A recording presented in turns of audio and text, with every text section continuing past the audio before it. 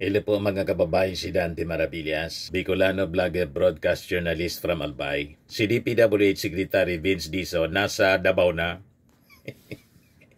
Kasi yung utos ng ating Pangulo, imbestigahan lahat, Luzon, Visayas, and Mindanao. At ang dapat imbestigahan, the past 10 years. So nanginginig na po yung 51 billion ni Pulong. Si Vince Dizon, DPWH Secretary, nasa Davao City na po. Ayan kasama yung NBI. Tapos ng ICI, si Magalong. Pati pala si Budget Secretary, Amina Pangandaman, kasama. You see? 25 minutes ago, Department of Public Works and Highways, DPWH Secretary Vince Dizon, together with ICI Special Advisor and Baguio City Mayor Benjamin Magalong, arrived in Davao City on Thursday. Their visit is part of the inspection of infrastructure projects flagged for alleged irregularities. They are joined by National Bureau of Investigation, NBI, Regional Director Arcelito Albao Jr. He's also tasked to probe the alleged ghost projects and anomalies in Davao. Tapos, galing sila kanina mga kababayan sa Davao Occidental. Napamura po si Vince Dizon kasi may mga nadiskubre sa Davao Occidental. Iba man ito sa Davao City, Davao Occidental. May nadiskubre po sa Davao Occidental, 96.5 million ghost project. Damay-damay mga kababayan. Walang sasantuin yung ating Pangulong Bongbong Marcos. At yung ating Pangulong Bongbong Marcos lang po ang nakagawa ng ganito. The past administrations, tinulugan po ito. Kaya umabot sa ganitong sitwasyon. Di ba yung statement ng ating Pangulo doon sa interview ni Vicky Morales? Bakit na niya tayo umabot sa ganito? Kasi niya, naging kalakaran. Ginawang normal mga kababayan yung korupsyon. You see? Kaya huwag kayong maniniwala doon sa mga propaganda na binabaliktad yung ating Pangulong Bongbong Marcos. Si President Bongbong Marcos nga po, siya ang nangunguna nito, siya yung naglilid, siya yung nag-expose, siya yung nag-establish ng sumbong sa Pangulo na naging dahilan kung bakit may investigasyon yung Senado. Yung Congress tinerminate na. Ipapaubayan na lang mga kababayan sa ICI. And I think itong Senado, mga ilang hearings na lang po. And later on, kasi ang objective ng Senado, in aid of legislation. Anyway, na-establish na rin po ang massive corruption sa flood control projects. So pwede na sila na mag-craft ng batas, yun ang objective. Pagdating naman po sa prosecution, ito na po ang ICI with NBI, laging kasama. Tapos, ang NBI, sakop ng DOJ para madali po ang pag-file ng kaso dito sa mga personalities na involved sa mga anomalya. Nakakalula ang involved na pera mga kababayan, bilyon-bilyon. So ito yung pagbisita ni Vince Dizon sa Davao Occidental. Yan yung pinuntahan mga kababayan, Davao Occidental. In-inspeksyon ni Vince Dizon. So nadiskubre ang 96.5 million flood control projects in Jose Abad Santos, Davao Occidental. Ang sabi, nadiskubre na sinisimulan pa lang only 3 weeks ago despite being declared completed and fully paid since 2022. Natakot po, pero kahit gusto nilang gawin, nadiskubre mga kababayan na binayaran na sila, matagal na, 2022, reported completed, pero sinisimulan pa lang 3 weeks ago dahil po sa investigasyon. Malinaw na ninakaw na po. Gustong pagtakpan mga kababayan yung ghost project. It was marked as a ghost project by Independent Commission for Infrastructure Special Advisor Benji Magalong after conducting an inspection with the DPWH Secretary Vince Dizon ngayon pong araw na to. So, ayon sa ICI, Magalong immediately ordered the suspension of its construction after declaring the area a crime scene. At base sa sumbong ng Pangulo website, the project's contractor was the Diskaya-owned St. Timothy Construction Corporation. Hanggang sa Davao po. At may mga projects din po ang Diskaya company, construction company na partner sa construction company ng tatay ni Bongo. Palapit mga kababayan sa pugad ng mga Duterte ang investigasyon ng Independent Commission. Kaya natataranta na sila. So sabi dito, the website also shows that it was completed and fully paid for in 2022 pa. Kaya sinisimulan pa lang 3 weeks ago yung construction. Nagsisimula pa lang mga kababayan. Kaya kinordona na po ng crime scene.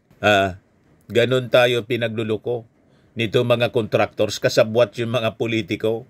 So sabi dito sa balita ng Inquirer, however, during the inspection, Magalong himself asked nearby residents when the construction for the project actually started, to which they responded 3 weeks ago pa lang anya. Dizon for his part encouraged all officials involved in similar ghost projects to come forward, warning that the ICI will go after them if they don't. Sabi po ni Dizon, come clean now because the ICI will catch you. You will be caught. Don't wait for it to get to this point. You will still be caught, sabi po ni Dizon during the inspection po. Sabi niya, I don't care anya if every DE or district engineer in the Philippines is wiped out. Even every RD or regional director in the Philippines is wiped out. If it is necessary to wipe you all out, we will wipe you out, sabi po ni Vince Dizon. Magaling yung pinili mga kababayan na DPWH Secretary ng ating Pangulong Bongbong Marcos. Wala niya kung pakialam kung maubos kayo. Uubusin namin kayo. Kasi lahat po, purakot. You see, kasabwat yung mga politiko. Nakita naman po ninyo, narinig ninyo sa mga ginagawang investigation, hearings ng Senado. Nadagdagan yung mga senador na pangalanan si Chis Escudero, pati si Nancy Binay. Pero siyempre, nag-deny yung dalawa. O ngayon, yung investigasyon mga kababayan, yung ICI, nandun na sa Davao City. Abangan natin mamaya kung ano yung madidiscovering kababalaghan mga kababayan sa baluarte ng mga Duterte. Baka mahanap na yung ginamitan ng 51 billion sa mismong distrito ni Pulong. Ayan nandun na sila, mga kababayan sa Davao City. Kaya yung mga followers ni Digong po at Sara, taranta sila. Ang aayos ng Davao Focus kayo sa Kamaynilaan, sobrang baha. Ano ka? Pati Davao, binabaha. 2 weeks ago, buma pa lang. Di ba? Sabi ni Sian Dorado, umpisan nyo na, maghanap. Sabi ni Ace Montero Roylo, sayang gastos nyo sa transportation, ba't naging priority ang Davao, mga sir? Di naman kami nagrereklamo at mabilis mawala ba namin. Mas marami pang lugar na dapat nyo i-inspect kaysa Davao. Apakahalata ni men. Defensive agad yung mga DDS po. Ang utos po, i-cover lahat, buong Pilipinas. And I think sunod kami rito sa Bicol Region. Kasi marami daw dito na mga multo. O diba? At magkano lang naman yung gastos ng transportation ng mga taga-DPWH at ICI kumpara sa bilyon-bilyon na ninanakaw. Diba? Ang objective nito, tuldukan ang malawakang pagnanakaw sa gobyerno na nakasanayan na po. Kaya tumindi ng tumindi. Kailangan ng putulin ang kalakarang ito mga kababayan. Kawawa ang ating bayan. Kaya nakita ninyo, mabagal yung pag-asenso ng Pilipinas. Kasi ang daming pera ng Pilipinas napunta lang sa bulsa ng mga opisyal. Kaya tayo nalampasan ang ating mga kalapit-bahay na bansa dahil sa massive corruption. Sabi ni Ems Kitchen, Davao na di affected ng baha. Anong di affected? Ang bumapa nga lang. Last week. Diyan unahin, samantalang di pa nga natapos sa HOR, mag-anap na sa Davao, malinaw ang datingan. Inaana po yung 13,000 na flood control projects ni Digong na dinagdagan ng 9,000 plus na flood control ng ating Pangulo pero bumabaha pa rin. Tama? Alangan man yung 13,000 na pinagawa ni Digong, inanod na lahat. Ayun doon sa sa Davao Occidental, sinisimulan pa lang pala pero reported completed na at nakubra na yung bayad. 96 million. O di ba malinaw na panluloko? You see? Yan declared completed and fully paid since 2022. So malamang, project ito ng previous administration kasi June 2022 yung ating Pangulo nag-assume. Di ba? So dapat mga kababayan, imbestigan lahat. Yan ang utos ng ating Pangulo. Sabi ni Ronnie Perez, Visayas, marami rin. Sabi ni Susana, bakit maalam ka? Maalam ka pa yung mga yun ang nasa agenda. Laki kaya ng 51 billion tapos ang baha di mapigil. Sabi ni Lored, baka susunod hearing punta naman tayo sa Davao. Masaya ito. Sigurado po kasi nga hindi maramdaman yung 51 billion. O di ba? O ngayon, mabilis ang aksyon ng gobyerno. Yung DOJ, sabi ni Secretary Remulla, yung NBI has already recommended the filing of malversation and direct bribery charges against individuals tagged by former DPWH Undersecretary Roberto Bernardo in relation to the flood control scandal. Pakinggan natin si Boyeng Remulla. Yes, after evaluating everything, and the supplemental affidavit that they just drew up with his lawyers, the NBI already recommended. But of course, nobody has seen that affidavit. We will let the Senate vet it first and let it out in public. Ganon po, mabilis gumalaw si Secretary Boyeng Remulla. Takbo agad sila papuntang opisina ng DOJ after ng testimony ng mga witnesses. Sinasama agad po mga kababayan ni Remulla papuntang DOJ para makapag-file na. Yan ang gustong mangyari ng ating mga mamamayang Filipino para hindi isipin na sarsuela lang ito ng mga investigasyon. Sincero po ang ating gobyerno, ang ating Pangulo, tapusin ang korupsyon, lalo na po sa DPWH. Ngayon, sabi ni Boyeng Remulla, ang ating gobyerno is tracking down Saldico, kung saan nilagay na siya sa Immigration Lookout Bulletin Order amid a widening probe into flood control scandal. O ngayon, pati po si Executive Secretary Lucas Bersamin, nasabit yung pangalan dito sa investigasyon ng Senado. Na-mention mga kababayan ni Yusek Bernardo. Pakinggan natin yung affidavit mga kababayan ni Yusek Bernardo. Later, I learned that he transferred to the office of Senator Edgardo Angara and then later to Senator Sani Angara. Sometime 2024, Yusek Olaivar personally called me for a meeting to discuss about unprogrammed appropriations supposedly for the office of the Executive Secretary. In the said meeting, for the office of the Executive Secretary, he requested me to submit a list of projects. After the meeting, I asked Bulacan First DEO to prepare a list of projects for funding. Thereafter, Engineer Alcantara submitted a list of projects worth 2.85 billion. Here to attach as Annex B is a list of those projects. Subsequently, I submitted this list to Yusek Olaivar. Yusek Olaivar told me that the commitment is 15%. In his words, boss, 15 yan. Thereafter, the DPWH received a special allotment release order for 2.85 billion for the projects listed in Annex B. Engineer Alcantara, from time to time, would collect and deliver the agreed 15% commitment to me, which I delivered or caused to be delivered to Yusek Olaivar in Magallanes, Makati, and other places.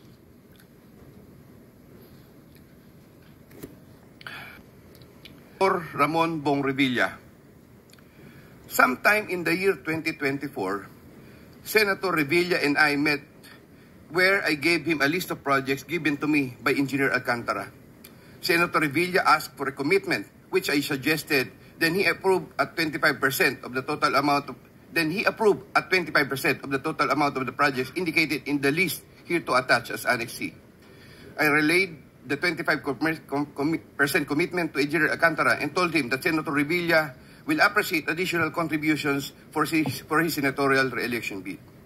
Engineer Alcantara collected the 25% commitment, or about 125 million, which was turned over to me and then delivered to Senator Revilla in his house in Cavite.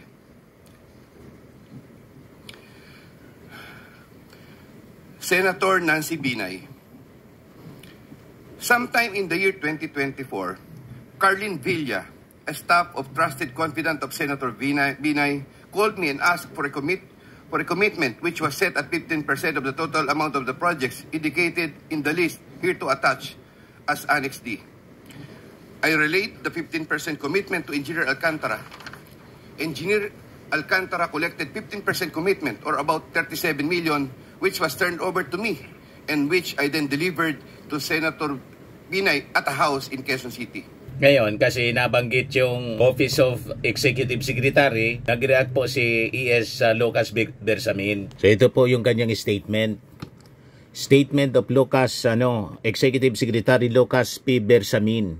I deny the imputation contained in the sworn statement of DPWH Undersecretary Bernardo submitted to the Senate Blue Ribbon Committee about the delivery of agreed 15% commitment, supposedly for the office of the Executive Secretary.